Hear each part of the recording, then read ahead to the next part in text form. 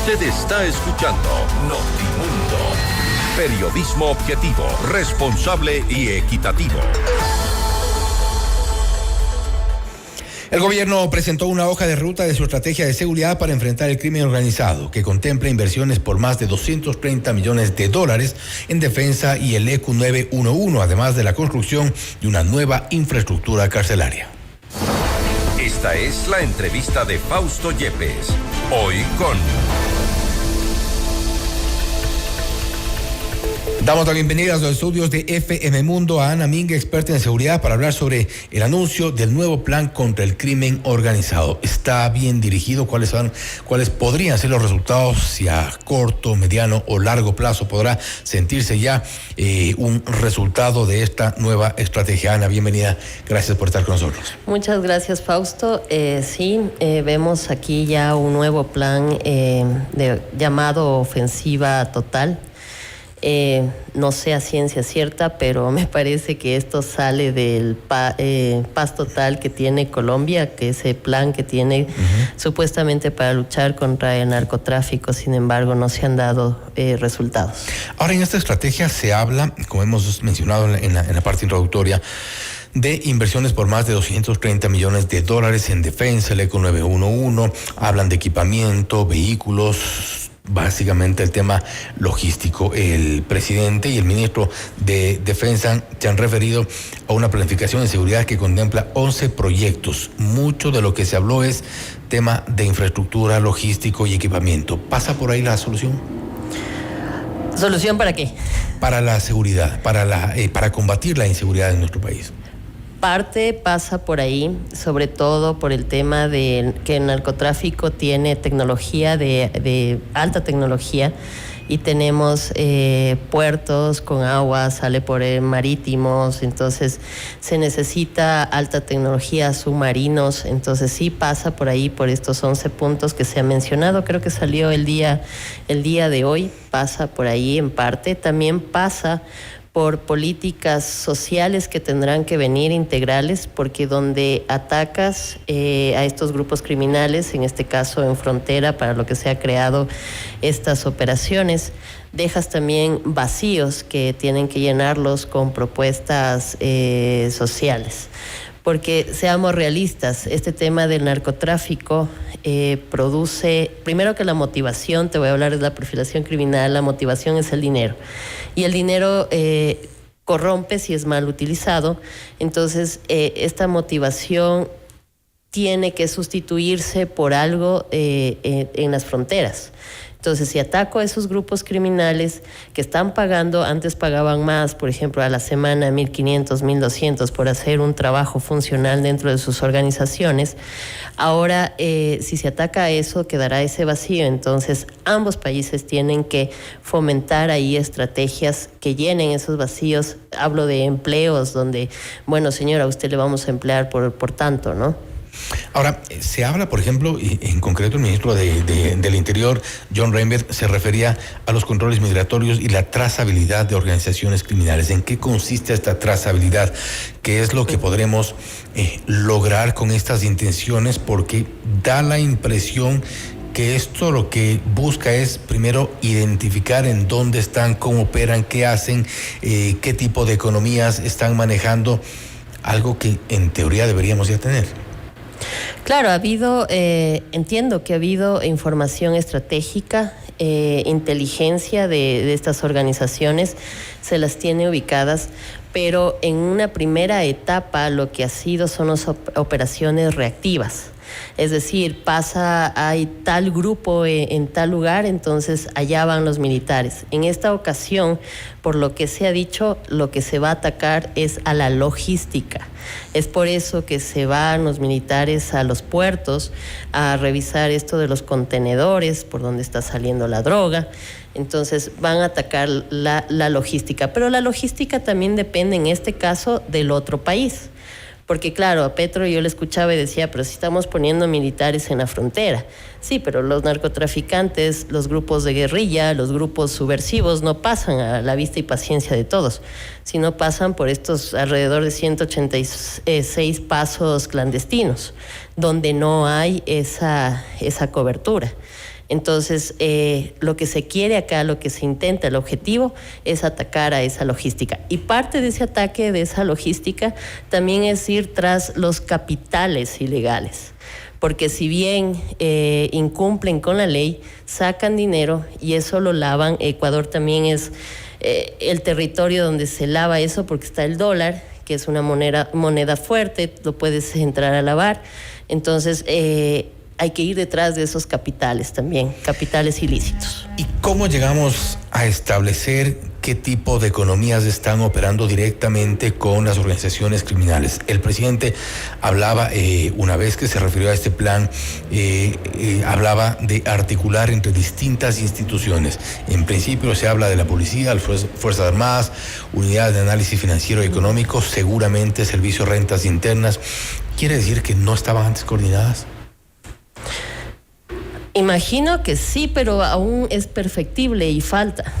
He conocido de manera interna que hay burocracia que impide hacer el trabajo muy bien y también parte dentro de este narcotráfico. Hablamos de burocracia cómplice, si es que están impidiendo hacer un trabajo de coordinación para detectar estas economías criminales. Claro, a eso iba. O sea, dentro del tema de narcotráfico se habla dentro de seguridad amenazas híbridas. Entonces tienes un sistema burocrático donde filtran información, ¿ya? Entonces eso es parte del tema narcotráfico, ¿ya? El que antes una persona que ayudaba al narcotráfico era momentánea, ahora hay sistemas que ayudan al narcotráfico.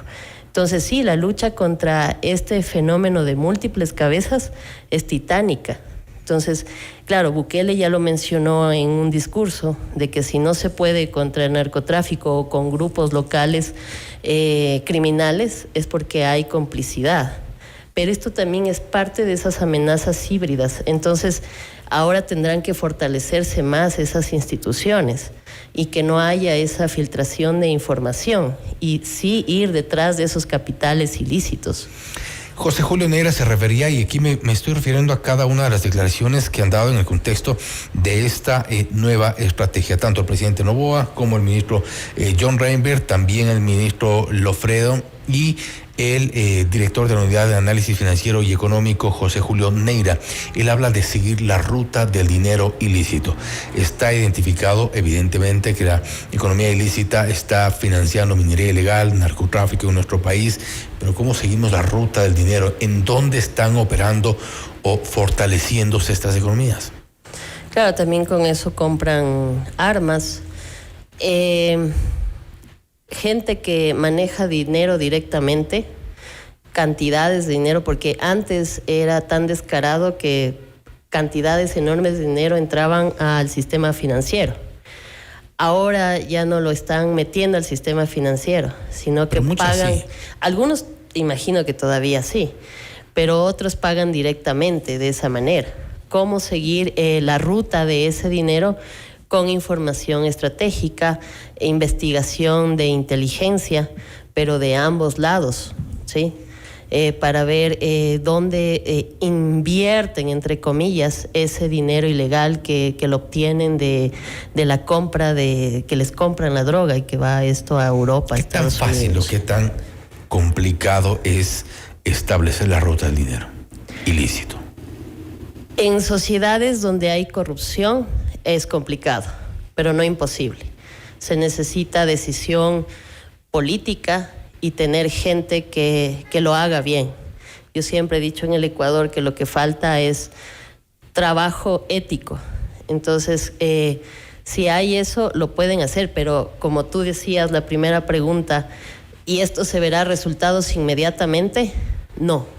Será a un mediano plazo, a largo plazo. Ahora, lo que quiere la ciudadanía es que le solucionen los problemas de la violencia y de la inseguridad. Es que eso es precisamente lo que quiere. La gente lo que quiere es salir a la calle sin que le asalten, sin que le secuestren, sin que le extorsionen, tener su negocio, sin que le vacunen. La gente lo que necesita es algo de corto plazo, de cortísimo plazo, que este tipo de resultados se den no solo con la presencia de militares en las afueras de sus locales, sino que aún sin ellos haya seguridad y haya también operativos que puedan realmente desarticular estas organizaciones.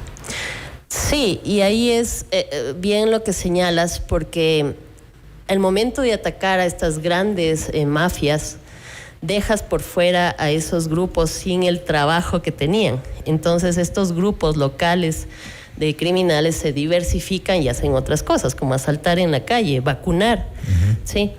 En ese caso se tendrían que activar, te hablo ya desde el tema seguridad, desde el tema perfilación criminal, se debería activar lo que ya han trabajado los militares, que se llama combate urbano, donde tienes grupos especializados, donde puedes enfrentar. Es decir, se debería hacer un trabajo a la par, en la frontera, a la par. ¿Cómo opera este combate urbano?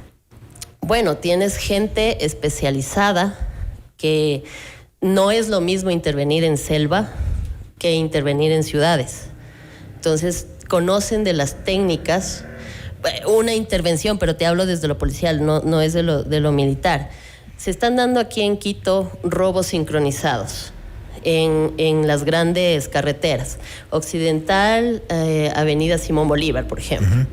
A la misma hora, o sea, los sincronizados aquí son los delincuentes. Entonces, a la misma hora, el mismo modus operandi.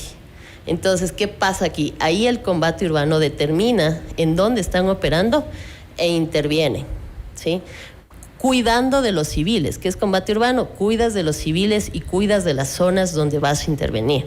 Entonces, es muy diferente a intervenir en frontera, intervenir en selva. Pero si es que esto está ocurriendo y ocurre hasta estos días, ¿falla la inteligencia?